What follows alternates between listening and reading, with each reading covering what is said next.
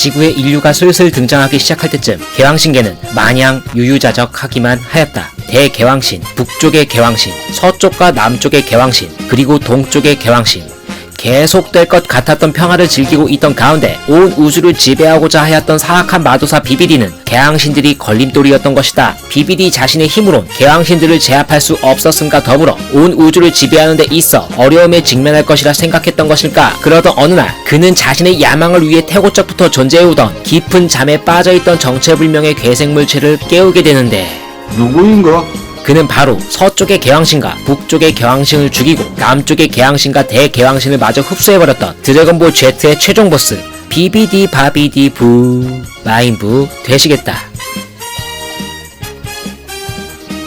비비디 자신조차 마인부를 컨트롤하기 힘들었던 점과 괜한 긁어부스럼으로 자신에게도 위협이 될 수 있다는 점들 때문에 자신의 원대한 목적을 달성 후 필요가 없을 경우 그를 봉인해 두었던 비비디였던 것이다. 한편 개왕신 학살전에서 유일하게 살아남은 동쪽의 개왕신은 마인부에 대한 일체의 정보를 눈과 귀로 그리고 몸으로 직접 경험하였기에 이를 저지하고자 비비디의 빈틈을 노리고 순식간에 제압할 수밖에 없었을 것이다. 그리하여 그를 제거 후 별다른 방도 없이 봉인되어 있는 마인부를 그대로 지구에 방치하게 된다. 그러나 개왕신은 그러한 악의 열매를 제거하긴 하였으나 비비디가 남긴 악의 씨앗, 즉 아버지의 뜻을 잇기 위해 가업을 물려받은 바비디가 있었기에 악의 되물림은 아직 끝나지 않았던 것이다. 그 역시 자신의 아버지처럼 온 우주를 자기 머리맡에 놓고자 했었기에 힘 자체는 그리 대단하진 않았으나 성가신 흑 마법들을 사용하는 바비디는 자신의 주요 스킬 중 하나인 마이너를 통해서 사악한 세력들을 하나둘씩 모으고 모아서 마인부의 부활을 위해 그 세력들을 진두지휘하여 강력한 에너지 또한 모으게 되고, 특히 마이너된 베지터님께서는 예전에 무자비했던 시절의 추억을 곱씹으며 오공과 치고 받고 했던 것이 마인부 부활의 일동공신 역할을 하게 되었기에 마침내 봉인되어 있었던 마인부는 세상의 모습을 드러내기 시작한다. 자신의 아버지 비비디와 살아생전 대부분을 함께하며 초반의 목적과 가치 없는 파괴와 사륙 그 자체를 즐겼던 악한 마인부의 모습이 많이 부각되었던 점과는 다르게 선대의 대개왕신을 흡수한 까닭이었을까. 단순히 자신의 순수한 즐거움을 위해 파괴와 사륙을 일삼는 뚱땡이 마인부로 부활하게 된 것이다.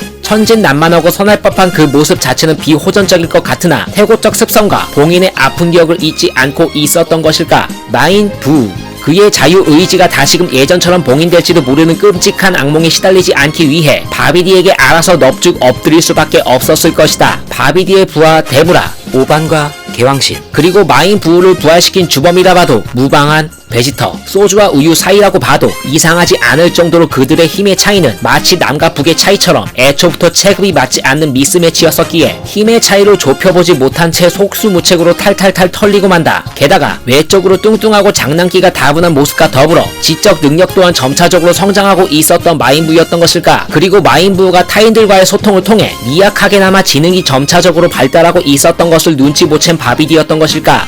그를 유일하게 통제할 수 있는 수단이었던 봉인, 말을 듣지 않을 때마다 계속 깐족거릴 때마다 고민에 빠져었던 바비디의 말들은 오히려 마인부의 반항 욕구를 점점 자극하고 있었던 것이다. 마인부의 절대전능한 힘을 등에 업고 동네방네 활보하고 다니던 바비디의 앞에 깜짝 이벤트로 등장한 선호공은 눈앞에서 직장 내 괴롭힘을 당하고 있는 마인부를 목격하게 된다. 마인부는 그동안의 적정 범위를 벗어나 바비디가 홧김에 쏟아부었던 인신공격과 언어폭행 등의 내성이 생겼을 법하나 오공의 한 줄기 비수처럼 박혀드는 매서운 말 한마디 때문이었을까. 조금 전까지만 해도 한없이 어린아이와 같았던 그의 표정은 온데간데 없이 나지막한 목소리로 바비디를 당황시키게 만든다. 성능만큼은 우수할 뿐만 아니라 탈모인들에게 엄청난 굴욕을 선사할 정도로 풍성한 머리숱을 자랑하는 초사이언3의 모습으로 마인부와의 다이나믹한 전투전기를 선보였던 오공이었으나 3초 안에 자신의 모든 것을 쏟아붓는 수컷 토끼처럼 더불어 이승과의 작별을 예견하며 매정하게 흘러가는 시간처럼 시간에게 발목을 잡히게 된 오공은 자신에게 주어진 소기의 목적 달성을 마치게 되자 진한 아쉬움을 남긴 채 마인부를 떠나게 된다. 앞으로 자기의 행보에 걸림돌이 될 것이라 생각했던 오공을 놓친 바비디는 오공과의 전투가 있기에 앞서 마인부의 뇌 기능이 활성화되어 소름 돋았던 기억은 잊어버린 것일까. 다시금 격하게 시전되는 바비디의 언어폭력에 자신의 감정을 최대한 내리누른 마인부는 그동안 가슴 한 귀퉁이에 품고 있었던 사직서로 바비디에게 최후 통첩을 할 때가 온 것이다. 여지껏 마인부에게 행해왔던 갑질의 짜릿한 쾌감도 이제는 안녕. 마인부의 천진난만한 모습은 온데간데 없이 사라져버리고 섬뜩하고 무서운 표정 등으로 바비디의 면전에 사직서를 집어던지게 된다. 결국 터져버린 인내심과 함께 자신의 주인 바비디를 내동댕이 치게 되고 비로소 진정한 부활의 시작을 알리는 듯 하다.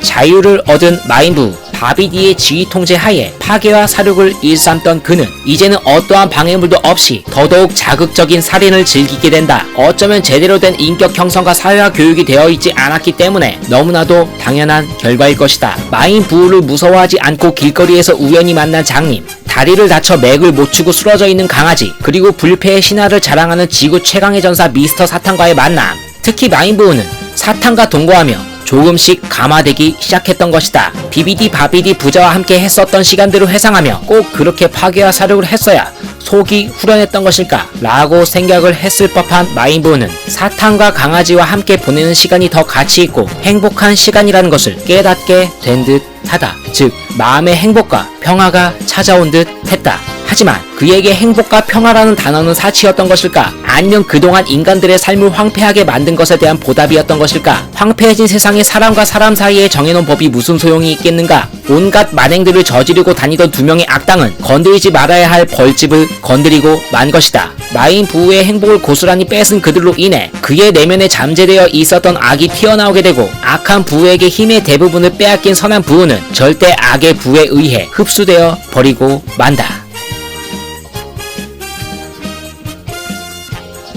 검은 열기를 불어넣은 악한 인간들에 의해 점점 순수하고 완전한 악으로 다시금 눈뜨기 시작한 슈퍼부, 그리고 무분별하게 다시 피어나는 파괴와 살육에 대한 본능은 50 패거리들에게 확실히 위협적인 존재였던 것이다. 그렇다, 슈퍼부를 처치하기 위해 고된 수련을 하고 있었던 그들 되시겠다. 철부지 오천크스의 활약, 그리고 평화에 찌들어 공부벌레로 전락했던 오반이 15대 이전 개양신에 의해 잠재 능력이 전부 개방되었기 때문에 굵직굵직한 힘을 내세우며 누워서 떡먹기 수준으로 슈퍼부를 압도적으로 제압하는 듯 하였으나 뚱땡이 부에게서 좀처럼 찾아볼 수 없었던 슈퍼부의 교활교활한 잔깨로 피콜로와 오천크스 그리고 오반의 흡수로 상황은 완전히 역전되었고 급기야 50 그리고 베지터가 하나로 합체하여 나선다. 슈퍼부에게 계속되는 능욕을 선사하던 베지트는 순간의 기질을 발휘하여 그의 몸속 진입에 성공하게 되고 성공과 동시에 하나가 되었던 그들의 몸은 둘로 분리되어 그의 일행들을 찾기 위해 몸 구석구석을 수색하게 된다. 한편 자신의 몸속의 이상 신호를 감지한 슈퍼부는 자신의 몸속에 들어가 자신의 몸속에서 활개를 치고 있던 그들을 발견하게 되고 그리고 뜻밖의 상황 속에서 베지터는 뚱땡이 마인부를 발견하게 된다. 자신의 패거리들과는 별도로 특별 관리를 받고 있던 뚱땡이 부에게 관심을 갖게 된 베지터, 그리고 베지터의 적극적인 관심에 예민한 반응을 표출하는 슈퍼부는 그것을 건드리면 내 자신이 아니다라는 말을 내뱉으며 당황하는 기색을 보이게 된다. 그렇다, 슈퍼부의 몸속에 선한 본성이 공존했었던 탓일까? 즉, 선과 악의 길의 분기점에 서 있었던 슈퍼부는 선이 자신으로부터 양분된다면 어떠한 결과를 초래할지 알고 있었기 때문에 베지터의 행동을 적극적으로 저지하고자 했던 것이다. 사시나무 떨듯 덜덜 떨고 있는 슈퍼부의 모습은 베지터의 호기심을 더더욱 증폭시키게 되고 결국 그는 부를 부로부터 분리하게 된다. 패닉 상태에 빠진 슈퍼부, 그리고 때를 틈타서 부의 몸을 빠져나간 오공과 베지터 일행, 그리고 부는 감정이라곤 찾아볼 수 없는 선도 악도 아닌 듯한 태고적 존재 순수 부로 다시 돌아오게 되었던 것이다. 눈 깜짝할 틈도 없이 지구를 통째로 없애고 다시금 오공들에게 위기감을 조성하던 키드 부는 여러모로 계속되는 고전 중에 뚱땡이 부라는 선한 씨앗을 남기고 결국 개양신계에서 먼지 하나 남기지 않고 완벽하게 사라져 버린다. 드래곤볼 Z에서 가장 강력한 적이라 생각되는 마인부, 1대1 대결로도 오공을 어렵지 않게 제압할 수 있었던 무한체력 부우는 유일하게 제압하지 못한 자가 있었다. 세상을 살아감에 있어 옳고 그름을 가르치고 인격을 형성해주며 자신을 좋아했다라고 생각했었던, 그리고 자신에게 행복이라는 것을 선사해준 미스터 사탄인 것이다. 처음에 사탄은 좋지 않은 목적으로 마인부에게 접근했다 볼 수 있었으나 자신을 좋아하는 사탄 앞에서는 한없이 약해지고 사탄을 위하는 따뜻한 마음을 지닌 마인부였던 것이다.